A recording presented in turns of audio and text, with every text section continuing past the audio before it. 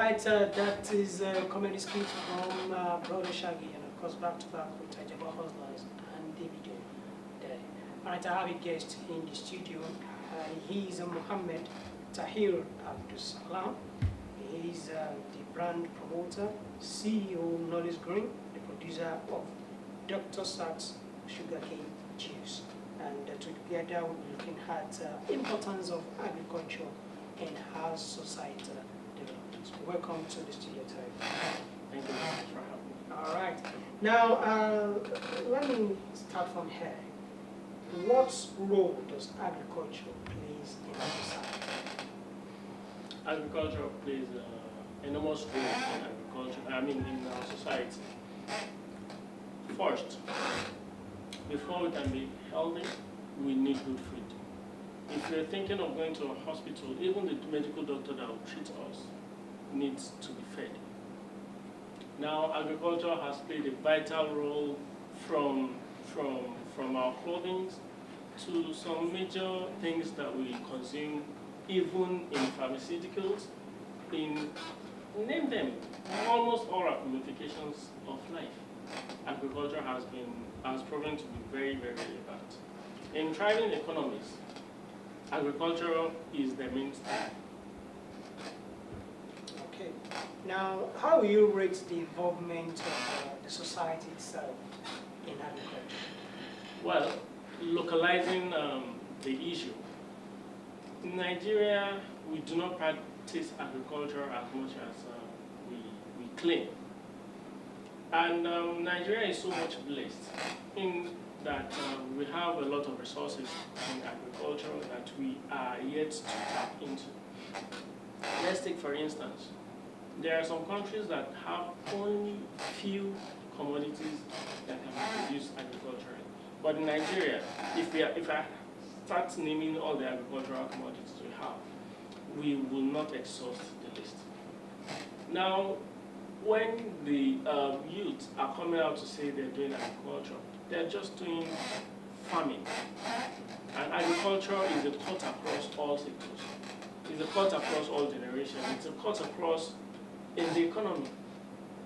Agriculture, let me amaze you a bit. Do you know this is a product of agriculture? Yeah. Are you aware that wood is a product of agriculture? Now, if the chemicals we use for drugs, they're agricultural. They're agricultural value chain. If, for instance, if we were to manufacture drugs, we're going to need a farmer, whether we like it or not. This is gotten from cassava, we get them from yam, and a lot of other agricultural produce as well. There are a lot of value chain that are yet to be tapped into in agriculture in Nigeria. Okay. Now, let's look at some of the crops that we can see Nigeria is actually doing well in its production. Well, we have cassava. Cassava, 100% is doing very well. And Nigeria is yet to tap into. We haven't even exhausted 30% of what cassava has to offer. From the shell, the peel now,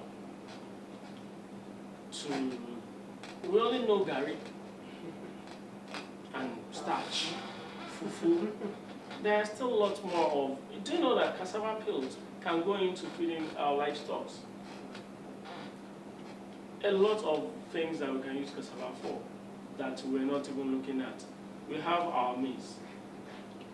Maize is another very fantastic commodity that is produced in Nigeria. Maize amazingly grows everywhere in Nigeria. You know, we have disparities in some commodities that you can grow in some part of the country. But maize is so unique that whenever you grow it anywhere, it grows. And this is a crop of three months. 3 months incubation and gestation. When you plant, after 3 months, all things being equal, you get your harvest.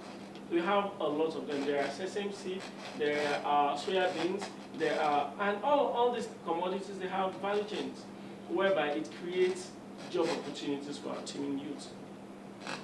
Now, do we have the necessary machines for agriculture henceforth in Nigeria? Actually, we do not. We do not have necessary machineries for agriculture in Nigeria. You can imagine a country where we have these robust opportunities, and we're still faced with challenges of machineries. We're faced with other things that can contribute to the growth of this country agriculturally. We do not have it. Okay. Now, do you think we have that manpower, the technical manpower, to produce some of these machines even here in Nigeria? Yes, we do have. But you see, when we're talking about our resources, we have to look at the government partnership as well. What is the role of government in enhancing this production? Yeah, I can come out with people who can produce all these machineries, and they do not have the support, the necessary support to go into the market, to go into competition. I know a country that they make use of their local content. But Nigeria, we have to source for it outside. Why import what we can produce here? Okay, now, how did you discover yourself, and how are you able to come up with sugarcane juice? Well, to be honest, I was driven by, first I studied agriculture in school, and I majored in agricultural extension. So I can say that I pass for anything agriculture, because we do consultations, we do extension work, apart from the farming activities. Now, answering your question, sugarcane, I had loved sugarcane right from secondary school. I went to another secondary school. It's about passion, and then I was a lot driven again by, what I say, testimony, because at some point I was diagnosed with hepatitis B, and you know, I began to entertain this fear. My father, of the blessed memory, he told me, don't be scared. You know, in hospitals, they create a lot of panic. And that, indeed, is what kills patients faster. At that point, I had already started shrinking. I was getting very lean. You can imagine somebody as thin as I am, getting leaner. So somebody just advised me that instead of going through all this stress of getting drugs and all that, why not try sugarcane? And it works. Incidentally, at that time I was working in the bank. Incidentally, I had developed that passion that, okay, when I leave the banking industry, I want to start sugarcane. But what exactly do I want to use sugarcane for? I was like, okay, I will get all these takeaway bottles, takeaway plates. I will dye sugarcane. What I was concerned about was getting solution to people. I discovered that a lot of people like sugarcane, but they do not want to go through the stress of cutting, tearing, and chewing. So by the time you are dicing, you would have solved a lot of problems, and people will pay because you are actually creating a solution for a problem. So when I was told about sugarcane, I was amazed, and when I tried it, you can see for yourself, sir. But hepatitis is a viral infection, and it kills even faster than HIV. It's deadly, it's as deadly as COVID-19. COVID-19 only kills in a matter of days. But hepatitis, you don't even know you're infected. You're just living your normal life, and after it, some time, they'll just tell you that you're dead. Imagine I was not diagnosed. I had a cause to donate blood to my younger sister of blessed memory as well. That was how I found out that I had hepatitis B. If I didn't know, I would have, of course, they wouldn't have allowed me to wait. if they find the virus. But if I never had that opportunity to get tested, I wouldn't know. And probably I would have dropped dead by now. So sugarcane, because of its medicinal value, I got extremely attached into the production and creating solution out of that. Okay, all right. Let's now look at entrepreneurship in Nigeria, because what you have been able to do in terms of creating value from sugarcane, it's a welcome development. So, but let us look at entrepreneurship in Nigeria. How will you describe it, in your own words? Entrepreneurship in Nigeria is striking, and at the same time, I'll say it's only a shout. It's a shout at the name. Entrepreneurship is not as easy as in other countries as it is in Nigeria. It's very difficult in Nigeria. But the only thing I can say is with consistency, constructiveness, and creativity, we will get there.